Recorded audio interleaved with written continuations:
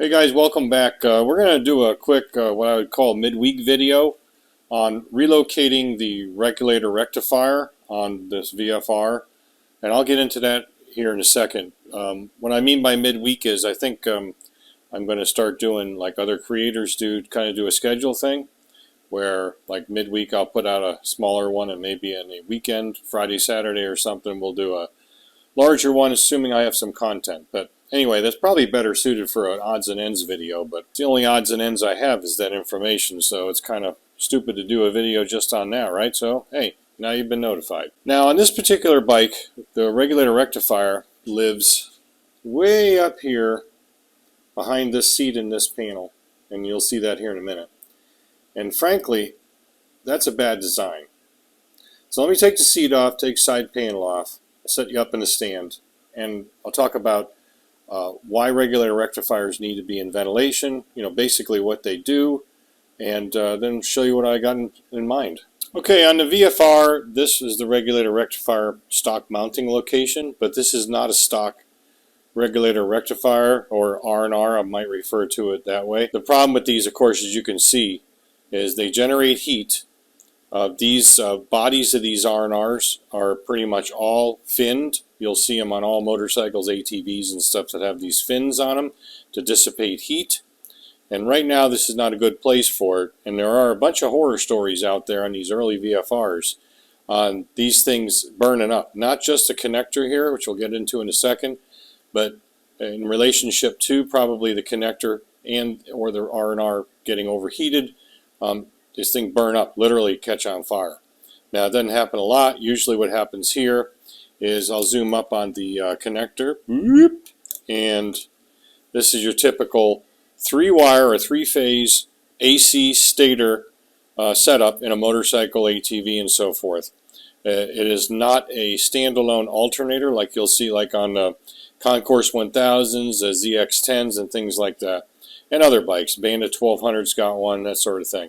This has got an AC generator, which is the stator and the rotor down off the crank of the engine on the left side of the engine, that generates alternating current on 3 phases. Alternating current comes up through this plug, goes into the R&R. That AC gets rectified into DC, and then it gets sent to the battery once it is regulated. So this has some sort of a regulation strategy built into it, like a chip or something that is set for a certain amount of voltage output, and with the voltage, of course, with the internal resistance and all the calculations that are made by the Imagineers that build these things, a certain amount of current, and therefore a certain wire size to feed that voltage and current to the battery, the B plus, the DC side. So it's actually pretty simple. Now these Hondas in particular have a notorious habit of overheating these plugs because they get a little bit corroded over the years. They're open plugs, they're not a sealed plug like a weather pack or something. And you get a little bit of resistance built up in here, and you see these wires aren't too terribly tiny. And what you might have typically on an AC generator as far as the AC output goes will be about anywhere between 60 and 90 volts AC on each phase. And then that, of course, gets rectified, as I said, by the regular rectifier and then transferred to or sent over to the battery in DC. Any residual on these typically gets shunted to ground, but I'm not 100% sure how this one works, but typically that's what happens. So if it doesn't need the regulation, it doesn't need the power rather that's coming out of it, then I'm pretty sure these get shunted to ground. But again, I'm not 100% sure. But anyway, it doesn't matter. The main thing that matters is A, these get hot, B, this is a crappy location, and C, we need to move it. Alright, we're just going to wire tie it in place and leave it here. I mean, hell, it's nice and secured, but no, seriously, guys, we're not going to do that. We're going to make something nice. You know me, I would never do that kind of redneck stuff on this. No offense to the rednecks. I mean, if something broke and I was out in the field or on the road, then yeah, I'd wire tie it in place, but no, we're going to make something more permanent, or pretty much, a permanent mounting location.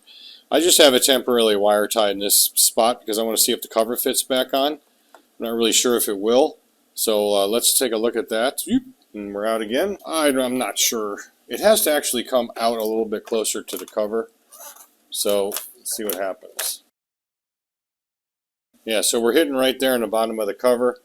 So I don't think that's going to work right there. So let me come up with another alternative.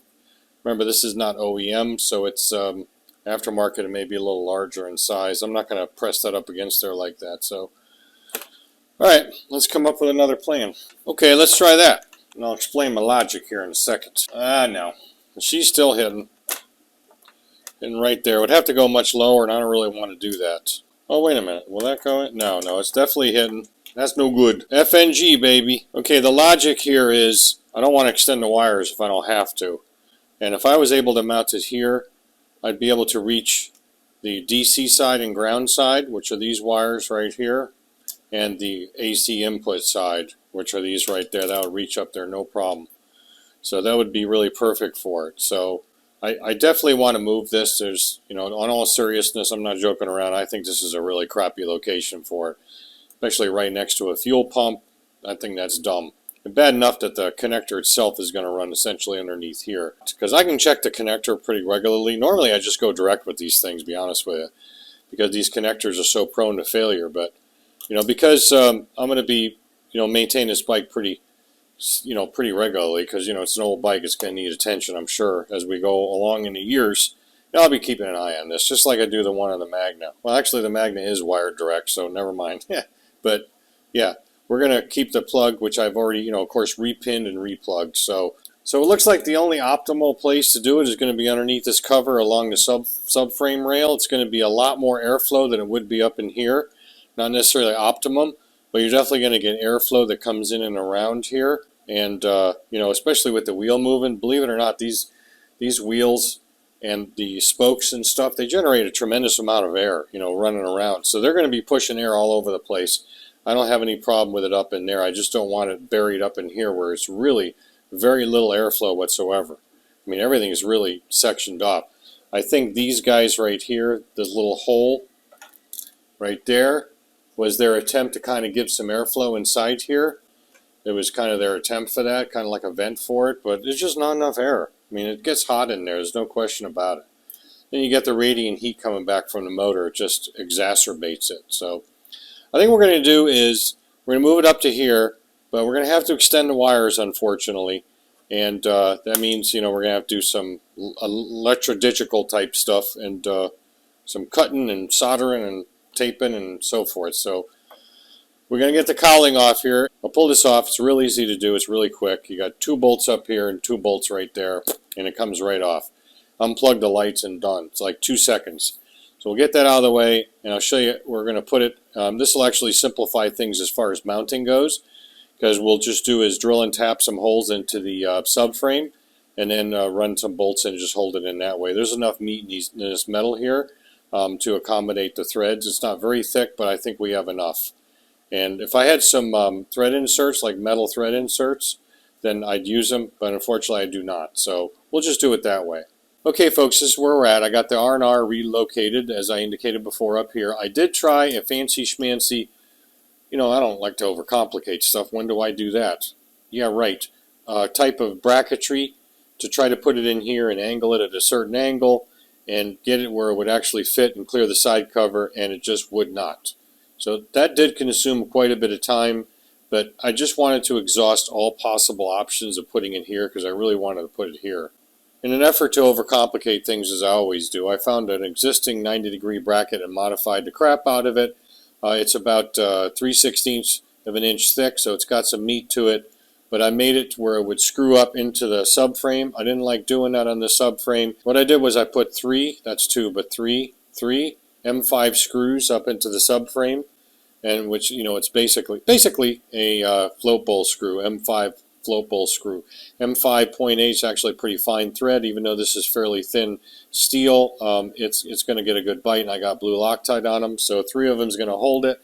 I don't have a problem with putting holes in the subframe here because there's a big ass weld here. You got a little gusset or a bracket, connector bracket here. So this is a very strong area right there, so I'm not going to worry about that. And again, the tap drill size for M5 is like a number 42 drill or something. It's a pretty small drill. So yeah, no problem. That went in good. But I ended up having to make some spacers to space this away from the bracket because this is an irregular surface. as far as this subframe goes. It kind of bends out this way, the way it's shaped, and so I couldn't go flush against it without it being cattywampus. Plus I wanted a little air space behind it, so it's about quarter inch thick aluminum that I machined out of some stock, and then I got this bolted and threaded actually into the bracket, but it's sticking out about 10 mil on the back side, and we'll go ahead and put some nuts on the back there as well. Okay, so that'll be fine. It's really strong. It's good, good place. Unfortunately, the only wiring, well, I should say fortunately, I'm only going to have to extend one set of these wires, the 3 alternator wires, the 3-phase of the AC. Here's that end, and here's that end, and you can see they're not going to reach.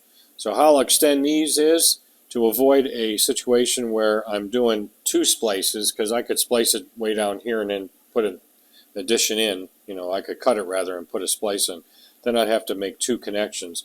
Is just D-pin this. I had to cut this back anyway because these were melted on this side. D-pin this, cut them at the pins, discard the pins, then solder and extend, solder and tape and extend the wires long enough, and then just repin them out with this plug so it's over here, tucked in behind really nice. So yeah, I really am more comfortable with this. I did not like this behind here at all. This is a crappy location for it. I mean, like I said, these things, there is some horror stories out there on social media and forums and stuff on these RC24s. These things actually burn it up, and they get so hot, especially if you're running it hard, and you got a lot of voltage going in and current, and maybe your battery's a little low. It's trying to charge the battery. These things get wicked hot. So the best thing for it is to be more out in the air. So like I said, I don't like it over here. Now, if I'm on the road or something, and I'm out of state, and my aftermarket, R&R fails, and I need to overnight one from Rick's Regulator Rectifier, Rick's Motorsports Electrics, I can do that. It's probably going to be the same size, but if it's not, no big deal. We can even put one back in the OE location, because generally speaking, these things, you see how they're slotted in this end here. Actually, the holes are slots, not holes. That's to accommodate different bolt patterns, bolt spread out. And so, yeah, that's that's what we're going to think about as a backup plan, plan B if we had a problem on the road, which I don't anticipate happening, because again, this is a aftermarket, not an OEM one. So it seems like a pretty good one. So yeah, no pinch wires, everything fits. I'll show you that fit now when we put this on. This is the rear cowling section, or cowlick section, depending on how you look at it. There we go. Oh, almost. Oh, there it goes. So now we're lined up here. There's a top hat washer that goes in here with a bolt. And you can see that this is fine. It's way back in there. It's not interfering with the little hook if I wanted to put a bungee in there. With the side cover on, the side cover would essentially be like this. And you're going to get plenty of air movement right underneath here. The wheel is going to generate turbulence as far as the air goes.